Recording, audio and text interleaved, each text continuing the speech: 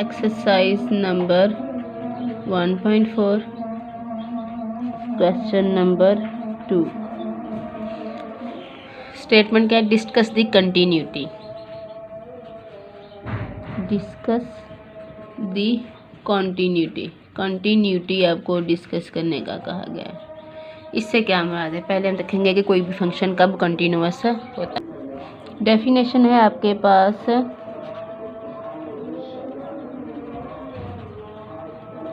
Definition of continuous function. कोई भी function कब कंटिन्यूअस होता है। पेज नंबर है आपके पास 29 पेज पर डेफिनेशन ऑफ कंटिन्यूअस फंक्शन। ठीक है जी। A function is said to be continuous at a number c।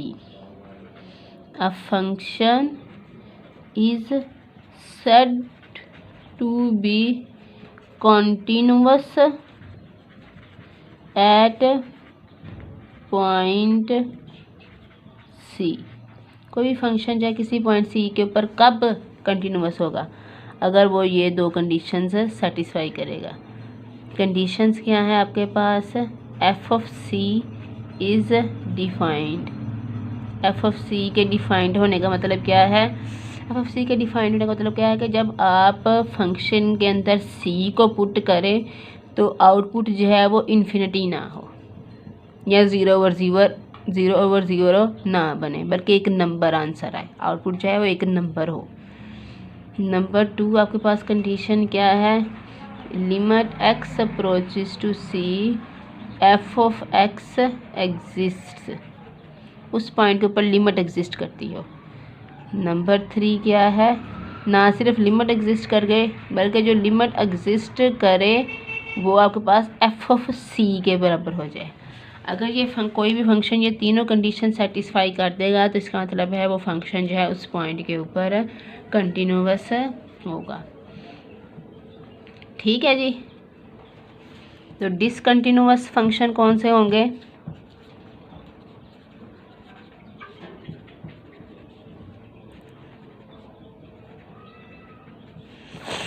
ऐसे फंक्शंस डिसकंटिन्यूअस होंगे जो इनमें से कोई एक प्रॉपर्टी को भी, किसी एक प्रॉपर्टी को भी जो है वो सेटिस्फाई ना करे, वो फंक्शंस डिसकंटिन्यूअस हो जाएंगे। If one or more of these three conditions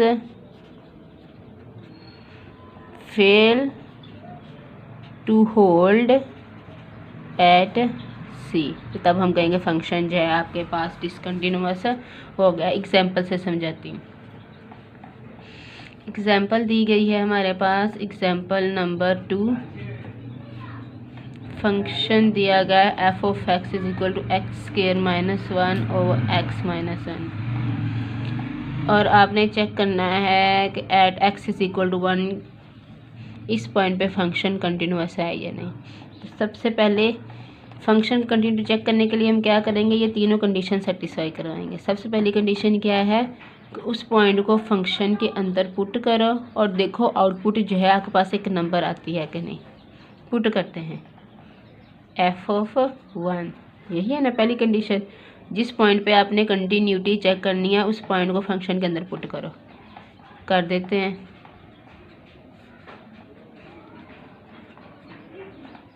zero और ज़ीरो फॉर्म हो गई है। नॉट डिफाइन, ये डिफाइंड नहीं है, ये कोई आपके पास एक नंबर नहीं आया। तो इसका मतलब पहली कंडीशन ही फुलफिल नहीं हुई।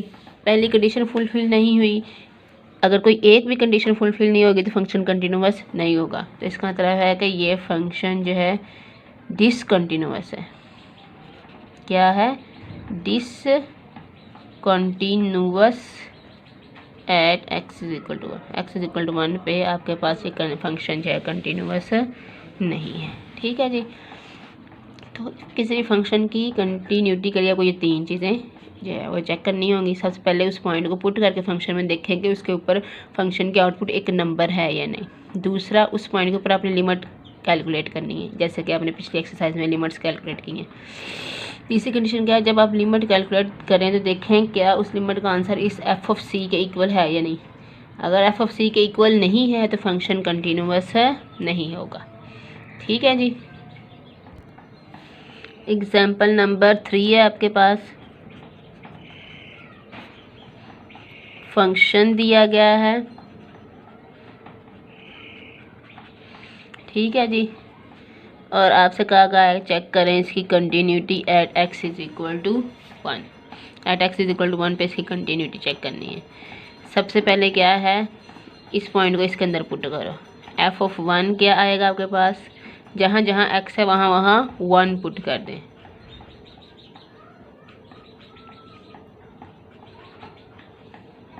थ्री -5 + 4 कितना आ गया आपके पास,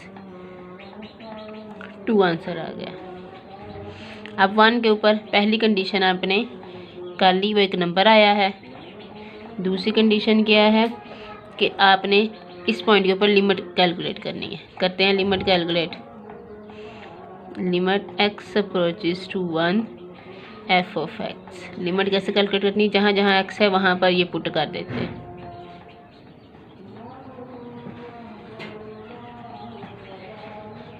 आंसर आएगा 2।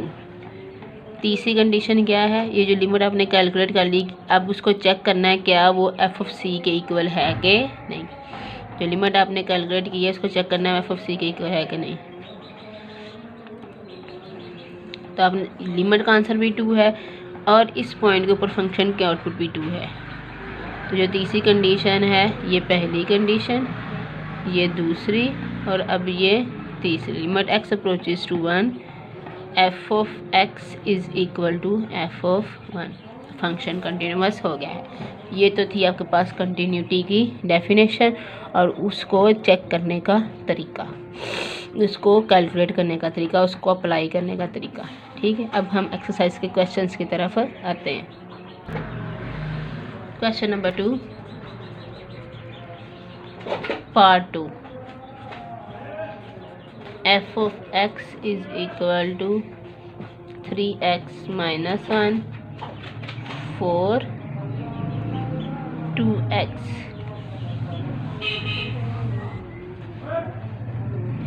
ये वाला पार्ट फंक्शन कब यूज़ करना है, जब x ने <1 होना है, और ये फंक्शन का पार्ट कब यूज़ करना है, जब x ने = 1 होना है। और फंक्शन का ये वाला पार्ट आउटपुट के लिए कब यूज़ करना है, जब x ने > 1 होना है। और आपने at c is equal to 1 इसकी कंटिन्यूटी चेक करनी है। सबसे पहले आपके पास कंडीशन 1 क्या है कि आपने एफ ऑफ 1 कैलकुलेट देखना है कि वो डिफाइन है कि नहीं। एफ ऑफ 1 यानी कि at x is equal to 1 function की आउटपुट क्या है, एक्स इज़ इक्वल टू 1। ये यानी कि जब भी एक्स जो है इक्वल टू 1 होगा फंक्शन जो है अपने इस वाले पोर्शन से आउटपुट देगा। तो at x is equal to 1 mention किया गया कि फंक्शन की वैल्यू 4 है, जो कि एक नंबर आई है, डिफाइंड है। ठीक है जी, पहली कंडीशन फुलफिल हो गई। दूसरी क्या है, आपने लिमिट कैलकुलेट करनी है।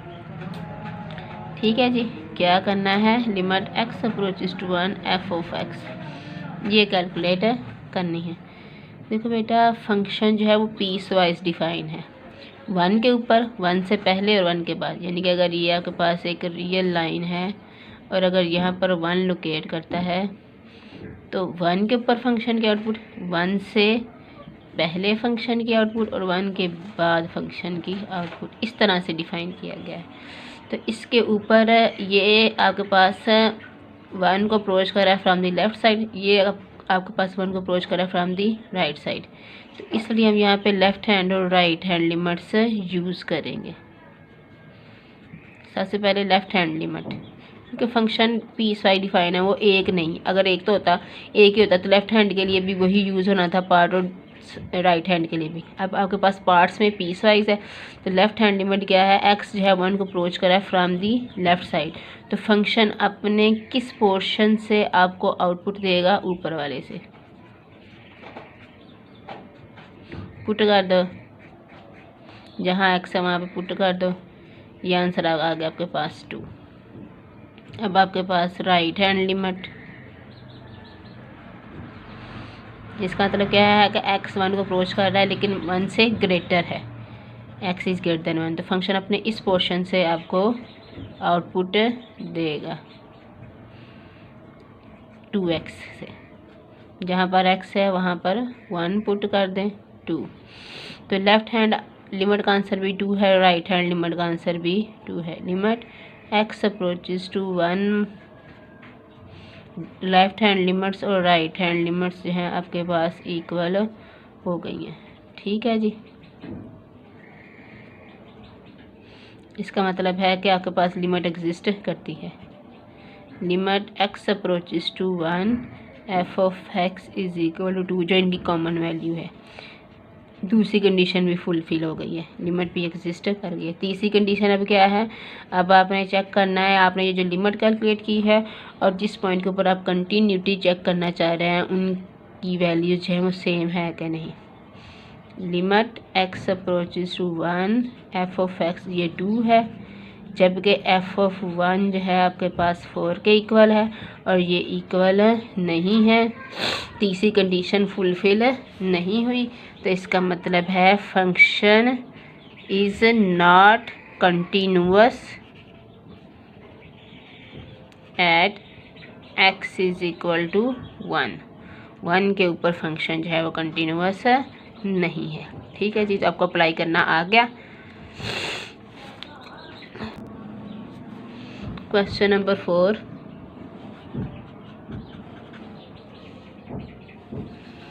क्वेश्चन नंबर 4 है आपके पास, फंक्शन डिफाइन किया गया f of x is equal to x plus 2 c plus 2, x is less than equal to -1, x is greater than -1। आपसे कहा गया है कि क्या कहा गया है, find c so that limit x approaches to 1 f of x exist. तो कहते हैं लिमिट एग्जिस्ट करती है, अपने c की वैल्यू कैलकुलेट करनी है। अब फंक्शन फिर पीस वाइज डिफाइन किया गया दो हिस्सों में, x इज़ लेस देन -1 के लिए और x इज़ ग्रेटर देन ये -1 है, -1 पे लिमिट एग्जिस्ट करती है। ठीक है जी, तो इसका मतलब हमने लेफ्ट हैंड और राइट हैंड लिमिट्स कैलकुलेट करनी है और उन्होंने खुद कहा कि लिमिट एग्जिस्ट कर रही है। लिमिट कब एग्जिस्ट करेगी, जब उसकी लेफ्ट हैंड लिमिट जो है राइट हैंड लिमिट के इक्वल हो जाएगी, तब लिमिट एग्जिस्ट करेगी। तो इसकी लेफ्ट हैंड लिमिट कैलकुलेट करते हैं।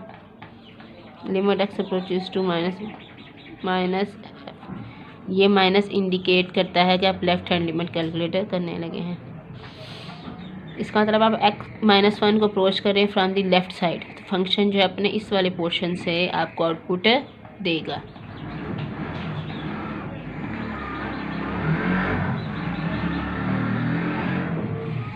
पुट कर दें, जहाँ x है वहाँ -1 पुट कर दें। ठीक है जी, limit x approaches to -1 plus,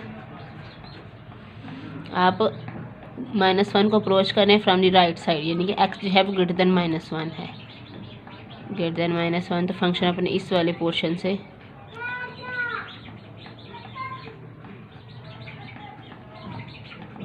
अब चूंकि x नहीं है तो इसका आंसर यही आएगा।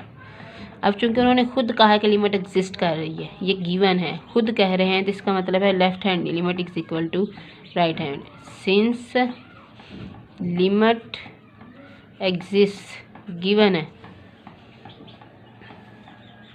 लिमिट एग्जिस्ट एट एक्स, इसका मतलब है लेफ्ट हैंड लिमिट बराबर है आपके पास राइट हैंड लिमिट के। इसका मतलब इन दोनों की वैल्यूज़ को बराबर कर दें। लेफ्ट हैंड लिमिट की वैल्यू क्या है 1, राइट हैंड लिमिट की वैल्यू क्या है c प्लस 2, और यहाँ से c की वैल्यू क्या है 2 उस तरफ जाएगा तो -1 हो जाएगा, c की वैल्यू आ गई है।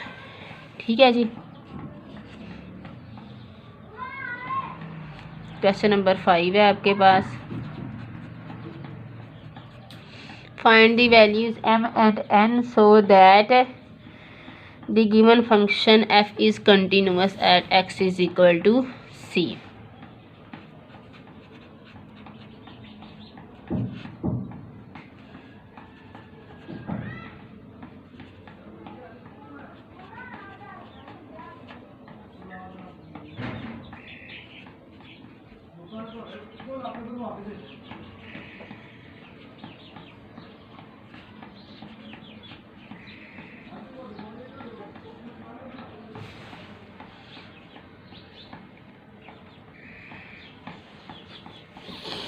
m और n की वैल्यूज़ कैलकुलेट करनी है और आपसे कहा गया है कि function is continuous at x is equal to 3 के ऊपर फंक्शन कंटिन्यूअस है। कंटिन्यूअस होने का मतलब क्या है कि वो तीनों कंडीशन जो हैं सेटिस्फाई हो रही हैं।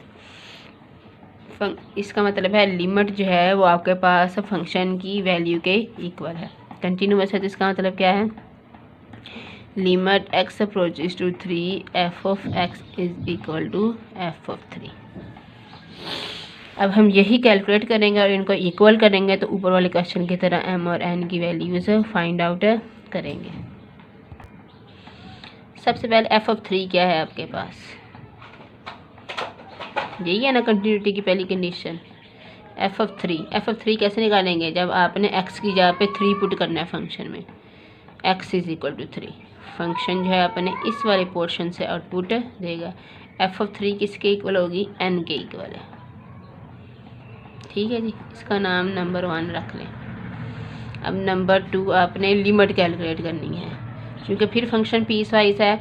x और 3 के ऊपर आपने चेक करना है, तो ये आपके पास 3 से लेस देन है, 3 से ग्रेटर देन, तो लेफ्ट हैंड और राइट हैंड लिमिट्स कैलकुलेट करेंगे।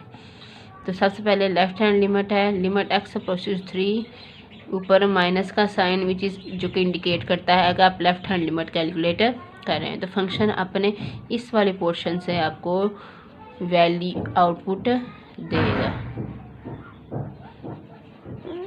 जहाँ पर x है वहाँ पे 3 पुट कर दे, m इंटू 3।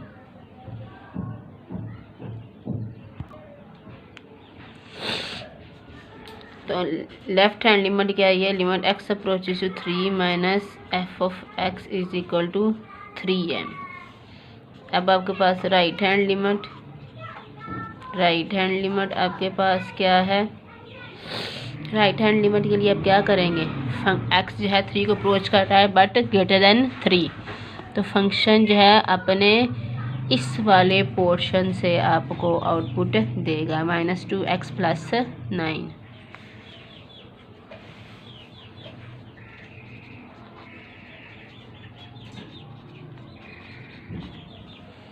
जहाँ जहाँ x है वहाँ पे पुट कर दें, -6 प्लस 9 विच इज़ 3। अब उन्होंने खुद कहा है कि आपके पास जो है वो लिमिट एग्जिस्ट कर रही है। ठीक है जी, तो इसका मतलब है कि फिर आपके पास लेफ्ट हैंड लिमिट बराबर है राइट हैंड लिमिट के, ये गिवन है कि आपके पास फंक्शन कंटिन्यूअस फंक्शन इस वक्त कंटिन्यूअस होना था जब लिमिट एग्जिस्ट होनी थी, वो तीनों कंडीशंस फुलफिल हो रही हैं, उन्होंने खुद कहा है। तो लेफ्ट हैंड लिमिट क्या है आपके पास 3m,